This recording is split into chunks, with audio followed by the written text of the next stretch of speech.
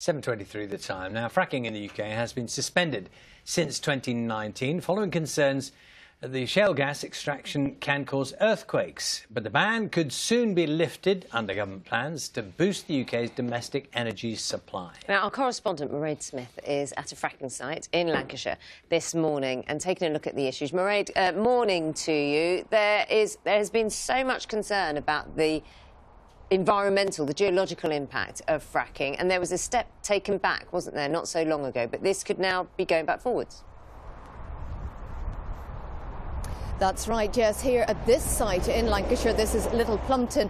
This is where a seismic event was recorded back in 2019 of 2.9 on the Richter scale, much higher than the set safe limit of 0.5. Now, what we're talking about there is the movement of the earth when fracking occurs, and that is horizontal drilling along shale rock using sand, water and chemicals at high pressure to release gas, and that gas used for energy, which we all need at the minute. But of course, such opposition to this work here, years of opposition on this site as work was continuing, and that moratorium placed in 2019 now could be lifted today. We're also due to see a report from the British Geological Society looking at the science behind those levels that were set. I'm joined by one woman who has campaigned here in this site for many years, Barbara Richardson, a community spokesperson also from Frack Free Lancashire. The changes that could come today, how do they make you feel? Well, to be quite honest, I'm absolutely appalled, I'm angry and I'm anxious about what it means. You worked here, campaigned here with many people. Why were you so opposed to the work? Because I know what damage can be caused by this industry, and because the more you're involved, the more aware you become of what the inherent dangers are of the industry. And basically what's happened here at Preston New Road just shows, we've been vindicated, it showed what can go wrong. Liz Truss, the new Prime Minister, says that she will not authorise anything that carries risk. Does that reassure you? No. In all honesty, a little bit, because I'm hoping, you know, if he sticks to her words, then there will never be any public consent.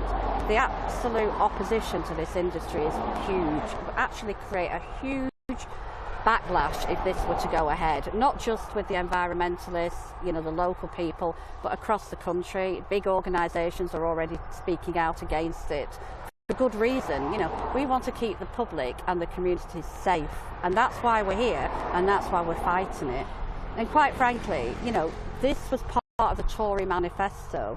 So how can they just turn around when nothing has changed? The science hasn't changed, the geology hasn't changed, nothing has changed on this industry to make this, or to prove that this could be done safely.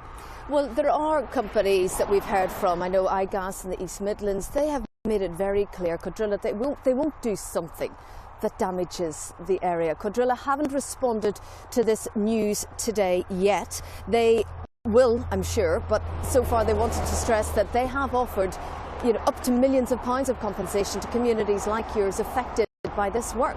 But I don't believe it. I don't trust it. I don't think that that's going to happen. To me, it's like a desperate industry clutching at straws to do what they can to bring communities on board, because they know there is no public consent, and it's been said that without consent we cannot proceed. This industry is a dead duck, well, and I can't see them getting it.